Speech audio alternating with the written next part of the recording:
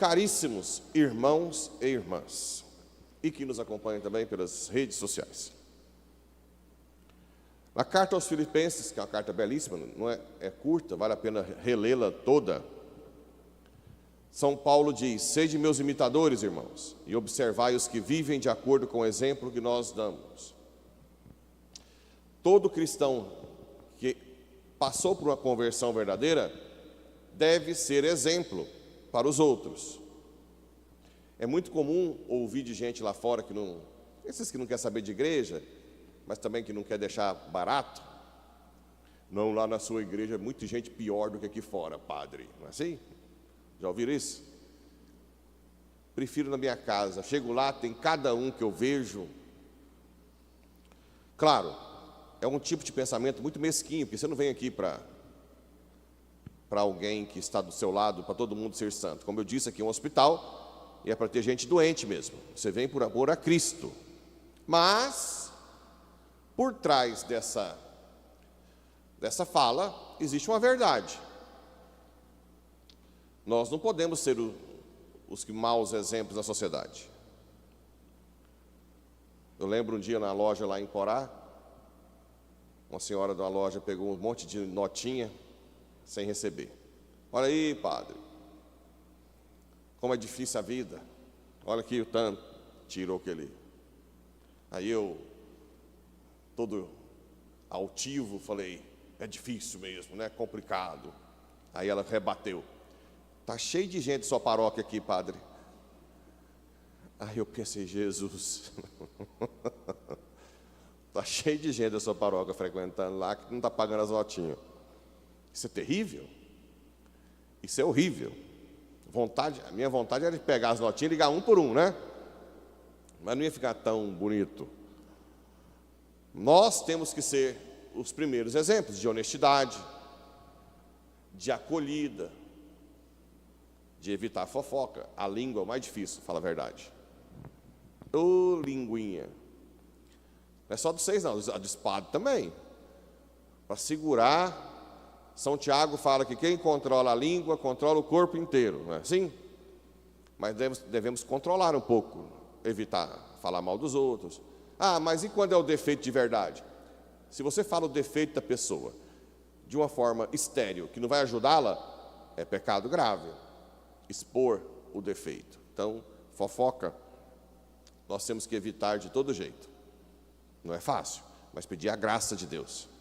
Honestidade, silêncio, altruísmo, nós temos que ser caridosos. Nós não podemos ser os mais avarentos na sociedade, né? Nós temos que ser acolhedores, sorridentes. Não podemos ser os que dão patada, mais dão patada no trabalho, no hospital, na loja, na prefeitura. Os carrancudos, que ninguém gosta, os enjoados. Porque senão nós não vamos ser bons cartões postais para a igreja. Ninguém vai querer ir para a igreja.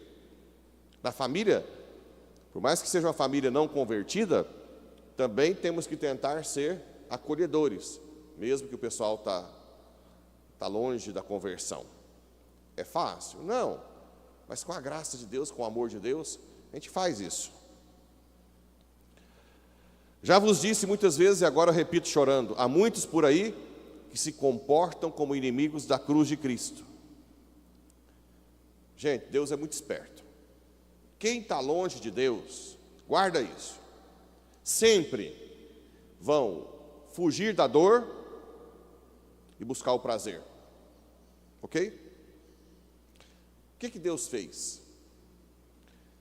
Como Ele sabe que todo mundo que se afasta dEle foge da dor e busca o prazer, e Ele nos criou com um desejo de felicidade, para que Ele preencha, porque Ele nos criou primeiro para Ele. Vai estar acompanhando?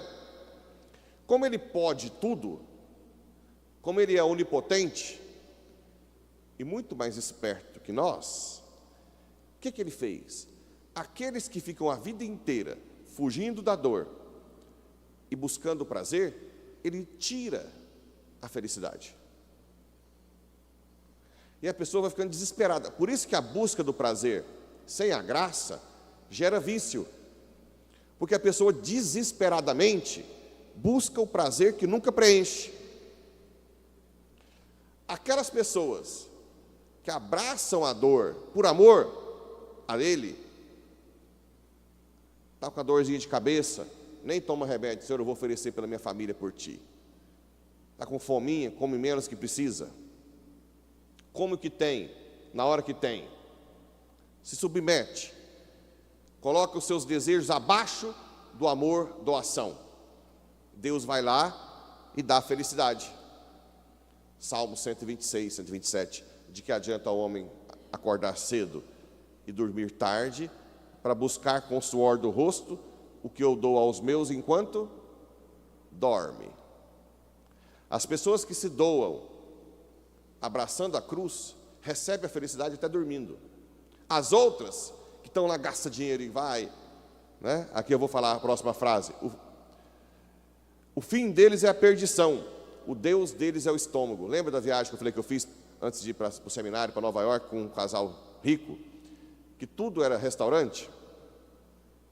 Chegamos lá, já vai para o TripAdvisor. Qual o melhor restaurante em tal área? Vamos para o restaurante. Está almoçando? Onde nós vamos jantar? Está jantando? Onde vamos almoçar amanhã? Está almoçando? Onde nós vamos jantar? Nós chegamos na segunda-feira, na quarta-feira, eu já estava me sentindo um estômago ambulante. Eu era um estômago só. Eu cheguei no hotel, ajoelhei e falei, Senhor, pelo amor de Deus, me tira desse mundo e nunca mais deixa eu preocupar com comida. E também pôs um seminário lá em Roma, que Deus me livre. A janta era uma polentinha às vezes, ou então um salaminho com ovo em cima. Eu falei, não, mas também o senhor caprichou ou jantinha ruim. Aí eles punham o resto do almoço, só que aí os mais esfomeados, gordinhos, né? Isso é no seminário. Na hora que liberava, para pegar o resto do almoço. Aí ficava eu com a polentinha lá, ou então um salaminho com ovo. Quando eu vi um salaminho com outro trem, como é que tem ideia de fazer um trem desse? Imagina, a janta, você corta um salaminho assim, um ovo em cima. Eu falei para ele, não, eu falei que aquele dia, mas não era tanto, né? Mas o fato é que pouco a pouco você vai desapegando. E quando você desapega do prazer, do estômago sexual, passeio, né? Das, sei lá o quê, assim por diante, você vai se tornando livre. E se tornando livre, se torna feliz. Você não precisa de muita coisa para ser feliz. Igual aquela senhorinha que eu já citei, da roça, que vai ajudar nas folias, chega cedo, magrinha, ajuda a comida inteira, espera todo mundo comer, vai lá e come um restinho da rapa rapidinho e vai lavar as vasilhas, não é? Essa mulher é imbatível, ninguém tira a alegria dela. Ela não está preocupada com nada para ser feliz. Já o cara que estava na folia, que toma coca todo dia e chega lá não tem coca, come o banquete contrariado. Cadê a coca? Escravo. Vocês não veem gente assim? Vê. Bem, aqui é só para vocês entenderem um pouco que Deus é esperto. Muito esperto. Nós, porém, somos cidadãos do céu. As pessoas que abraçam a cruz por amor, vivem o céu antecipado. Ele transformará o nosso corpo humilhado. A senhorinha que come só a rapinha vai ficar glória. O cara que come igual um porco, se for, na repescagem é com pouca glória, né? Então, vale a pena abraçar. Agora, com isso, vamos ao Evangelho. Esse Evangelho, gente, eu vou abrir o jogo. Até há pouco tempo eu não conseguia entender esse Evangelho. Eu ficava tentando, o que Jesus quis dizer com isso?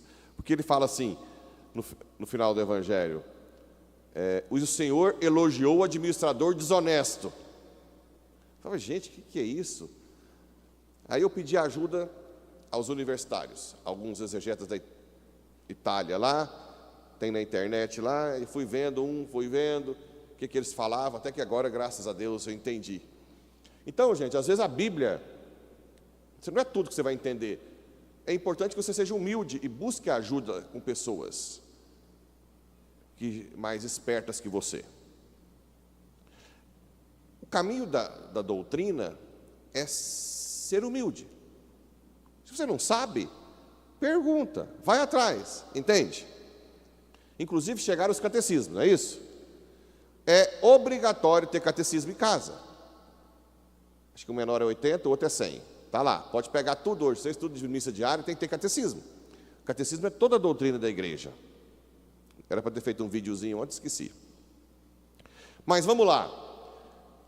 Agora eu vou conseguir explicar o Evangelho. Por muito tempo eu fazia as homilias assim, meio que passando por cima, né? Olha a perspicácia de Jesus. O patrão tem um empregado que esbanjava dos bens do patrão. Aí o patrão diz: que coisa é essa que eu estou ouvindo? Você vai prestar contas, porque os bens não são seus. Sim? O empregado diz: gente, o patrão vai me demitir. E eu não sei o que fazer. Então eu vou, os que estão devendo o patrão, e abaixar a conta deles. Fazer uma caridade com um bem que não é dele, não é verdade? Porque aí, quando o patrão me demitir, todo mundo vai querer me acolher. Certo? Por que Jesus elogia e diz que eles são mais espertos que os filhos da luz? Olha que interessante, gente. Agora, fiquei tão feliz de aprender isso. Deus é o Pai, não é? De quem são os bens do mundo? De quem realmente são? Dele. Sim? Quando alguém vive nesse mundo só para acumular bens, estômago, comer, acumular, é um péssimo administrador. Sim ou não? A pessoa que faz caridade no mundo, ela faz caridade com os seus bens ou é os bens do Deus? Então, a pessoa que faz caridade com bens de Deus, como ele fez com os bens do patrão, pensando no julgamento, ou seja, a pessoa que dá os bens, mesmo que não seja dela, porque tudo aqui é de Deus, ela vai receber a gratificação no juízo. A pessoa que esbanja os bens que não é dele, que não são dele, mas de Deus, vai pagar no juízo. Entenderam ou não? Na verdade, os bens do mundo são de Deus. Então, quando você faz caridade, na verdade não é com o seu bem, no fundo é com o bem de Deus. Mas Deus quer que nós usamos os seus bens do mundo para doar, mais que para acumular. Entenderam isso? A sutileza é uma analogia. Você não pode entender só como se fosse humano. Aqui Jesus está comparando com a gente. Existe o nosso Deus, que é o Senhor de tudo, o dono de todos os bens. Aqueles que pegam os bens de Deus só para ficar acumulando para si, vão pagar no juízo. Aqueles que fazem caridade, mesmo que seja com os bens de Deus, vão ganhar a salvação. A alegria está mais em dar, mesmo que não sejam nossos bens mesmo, é de Deus, que receber. Atos dos Apóstolos 20. Sim ou não? Por isso que a igreja colocou esse texto junto com essa parte de Filipenses, que o Deus é o estômago, os inimigos da cruz, aqueles que querem só acumular, buscar os prazeres da vida. Entende ou não? Tem gente que olha para o padre e fala assim, principalmente lá em Porá, que é a casa do lado da igreja, né? Me contaram que tem gente que olha assim, tadinho do padre, né? Que vidinha, sozinho naquela casa, sem sexo, a igreja muito má. Mas, gente, eu tenho dó de quem é desregrado do sexo, esses adúlteros aí, que vai nas casas de prostituição, que vive pensando nisso. Isso é escravidão pura, ou não? O celibato dá uma dificuldadezinha no início, dá uma supitadinha no início, você vai com a cabeça, mas com a graça, quando você consegue superar isso, eu fico livre, ou não? Claro, o celibato não é natural, é sobrenatural. Quem não reza não vive, tem que rezar. E também pode ter suas tentações. Mas quando Deus te preenche, é liberdade. Eu tenho dó de quem não aguenta ficar. Pensa esses caras de adultério aí que não conseguem ficar com a mulher no ambiente com ela. Está olhando para os outros, para as mulheres, aí para todo lado. Dá dó. Eu tenho dó desses. Não tem dó de quem vive. Agora, é claro, quem não reza, não busca a vida íntima com Deus, o celibato não é possível ser vivido. Mas não precisa ficar com dó. Os padres, os bons padres, os santos padres aí, que estão aí cuidando lá na África, aqui no Brasil, que rezam muito, o celibato, na verdade, é uma liberdade. São livres, recebem tudo de Deus. Assim como a comida, o estômago, você não preocupar tanto, é liberdade. Não, eu posso comer toda semana no Pobre Juan, em Goiânia, ou lá no, aquele dos camarões lá, como é que chama? Coco Bambu. Eu tenho dinheiro, eu vou. A senhorinha está comendo a rapinha lá de boa, o que resta da comidinha, às vezes faz uma carninha lá, todo mundo, vem aquelas cambadas, ela vai lá, pega o pratinho em pé, come, e vai lavar vazia, muito mais feliz que sair do Pobre Juan com aquele sono, não é? Já querendo comer outra coisa no dia seguinte. É muito mais livre a senhorinha. Eu tenho inveja dela. Eu não tenho inveja nenhuma de quem pobre pode ir toda semana nesses restaurantes. Tenho inveja dessa senhora. O dia que eu chegar na unha dela, não vou falar nem na sombra, nem na unha, né, na sombra dela, nem na unha, eu vou ser um dos caras mais felizes do mundo.